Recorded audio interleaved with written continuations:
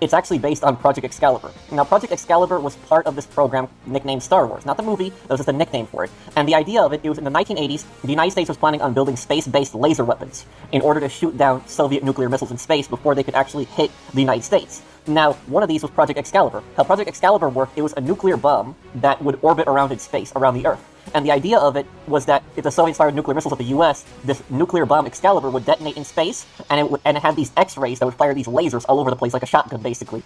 And the idea was that these lasers would blow up all of these Soviet nuclear missiles. But this was stupid, because one, you have a nuclear missile that's orbiting in space, that's dumb in itself, and secondly, these lasers cannot accurately hit these missiles. There's no guarantee they're going to hit them, and also, what happens if this thing accidentally goes off in space? And also, detonating all these nuclear bombs in space, it could destroy the atmosphere. So that was the idea of it. It was abandoned, it was just a stupid idea, it never really fully was built, there was just a concept behind it. Now, the other thing that this is based on, is it's based on this Nazi weapon called the Sun Gun, and it was first proposed by Hermann Ober, a German scientist, in 1929, before it even became Nazi Germany, where they would have a 9-kilometer long space station, giant space station, 9 kilometers, and the mirror itself would also be 9 kilometers. And how it would work is the Nazi soldiers that are on the space station would put in some coordinates, and it would rotate the mirror on the space station, and it would reflect sunlight, and that sunlight would then beam right back towards Earth. But in reality, though, this weapon was a failure. It was never going to work, because a giant mirror like that in space, it was small little fragments of debris in space could destroy that entire mirror. That's very sensitive. And on top of that, the design of it would never really work, because it wouldn't work at places where it's night.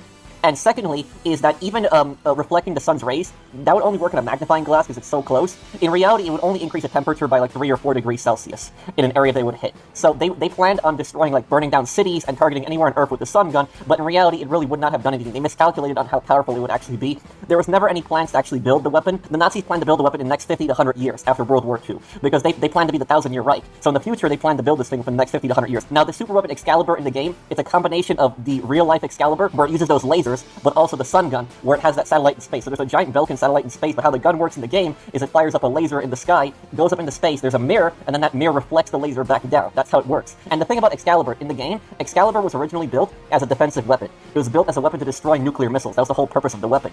So it was meant to protect Belka from nuclear bombs, and has a range of 1,200 kilometers. That's how far that thing can fire that laser, 1,200 kilometers. The Belkins made it from a defensive weapon, a weapon of peace, into an offensive weapon, something that can destroy aircraft and incinerate them. And it goes to the anti-war message of Ace Combat, where how evil humans are. They took something that was meant for peace, and then they turned it into this horrible superweapon.